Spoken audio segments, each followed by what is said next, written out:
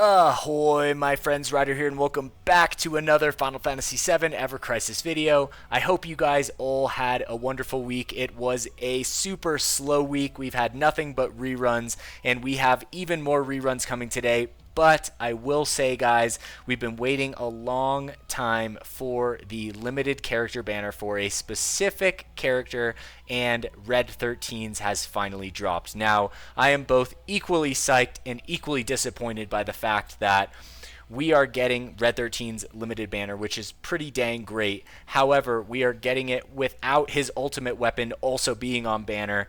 Personally, I think it's a huge fumble by Applebot. It doesn't make any sense to me.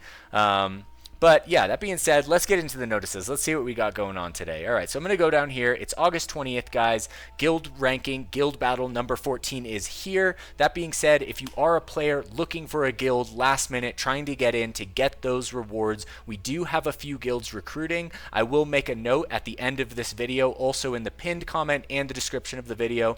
But if you guys are looking for a guild, come join our Discord. There's a description in this video with a link that you guys can join. So hopefully we'll see you guys there.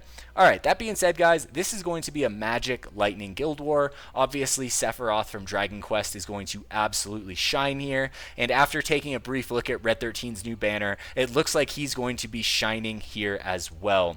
The Guild War is going to start today. The battle will start on Saturday. I don't think there's really any more information here other than the fact that Cloud and Glenn are going to be the featured armory characters. Alright, we also have the Critical Threat Reawakened Hunt update for the Rad Nakyu, so we're getting the golden tickets here, so nothing abnormal. We have 2 sets of rerun banners here, guys, alright, which is crazy because I'm pretty sure we have, I think if I'm correct, 7 limited banners currently up, which is insane. Applebot is just literally rolling them out like on a frickin' conveyor belt here, guys. So we'll take a quick look at these banners later on. We also have Red XIII's Limit Break Draw on now. Now, I'm super conflicted about this, and I will talk about this more in my To Pull or Not to Pull video. This is a super cool banner. His costume is piratey and awesome. He's got a freaking helm on his collar right here.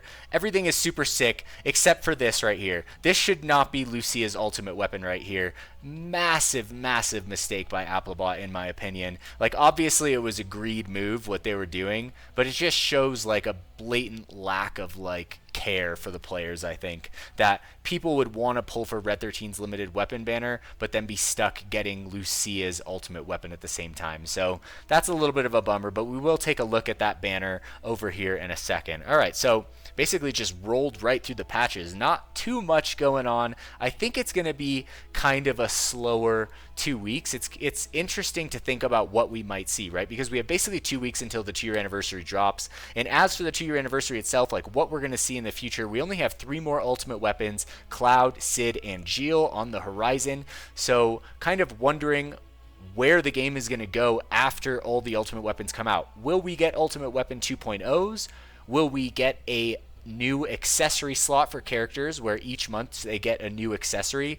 Honestly, I'm not really sure. I'm super excited to see, but hopefully by the anniversary we will have more of an idea of what is coming out. But I will say, guys, that after all these limited banners that are dropping right now, I'm really starting to think that we're going to see something super special with the 2-year anniversary. I just think that whatever is going to drop is going to like take the game to another level. So hopefully that's the case, because I've definitely been saving a lot of crystals. Alright, let's take a glance at the shop. Alright, so here's the guild battle shop. We got Tifa and Gilles tickets. Tifa and Gilles like special customized with the weapon parts right here. But it doesn't look like we have anything new there. Let's go over to the draw. Alright, and we'll go over limit break. Let's count these. Alright, so we got 1, 2, 3, 4, 5, 6, 7. 7 draws. So I was right. Absolutely insane, guys. Absolutely insane how many freaking draws we have here. Alright, so let's take a look at what they dropped right here. Alright, so we're going to go over to this one. This is the red crystal only one, by the way, guys. Alright, so we have Cloud, Maritime Sword, Maritime Costume. Please, please, guys, please, for the love of God, do not pull for this costume. It is not worth it. Even if you love it, I still don't think it's worth it. Yeah, I think a lot of these costumes are not worth it, guys. Like, this is a weird reawakened limit break draw with featured banner weapons, like original Red 13 Alola costume with the first Lightning Imperil in the game. I think that basically your best options are going to be Tifa and Geo and Aerith right here, all right? Not Tifa from the first anniversary.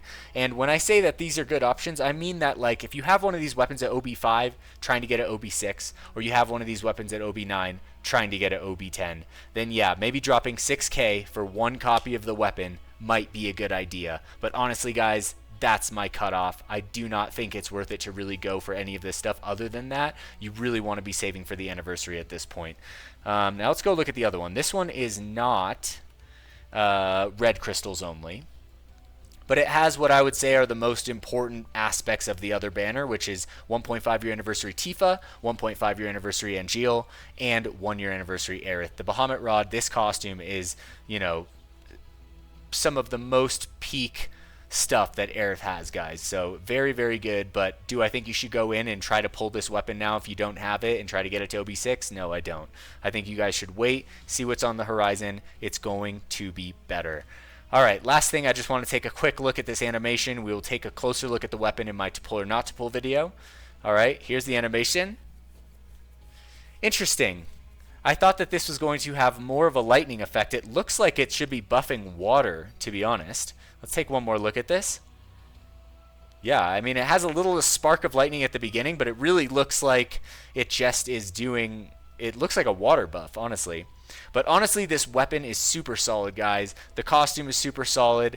I'll just show you guys very, very quick right here. It has Reprieve right here, Physical Magic Defense plus 20. It allows him to boost magic attack up to 4 tiers instead of 3, which is pretty insane because Red 13's kit is already pretty stacked. And then the Pirate Collar right here,